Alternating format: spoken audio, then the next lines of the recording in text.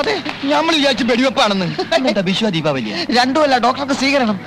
അമ്മ അയമൂട്ടി അച്ഛന്റെ ഒരു കുടിയാന്റെ മകനാണ്. അയമൂട്ടി ഡോക്ടർ ഒന്നില്ലേ? അപ്പൊ ഇതല്ലേ ഡോക്ടർ? അല്ല, ഡോക്ടർ കാറിലുണ്ട്.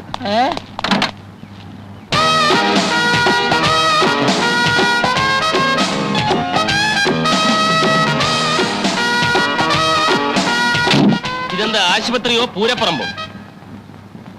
ഇത് ആശുപത്രി, പൂരപ്പറമ്പ് 1 കിലോമീറ്റർ ദൂരെയാണ്. അങ്ങോട്ട് പോണോ സാർ? ഈ ആശുപത്രി നടത്തുന്ന മനുഷ്യരോ കഴുതകളോ? അമ്മാവനാണ് സാർ. അകത്തൊരു ഹൃദ്രോഗി ഉണ്ടെന്ന് വെക്കുക.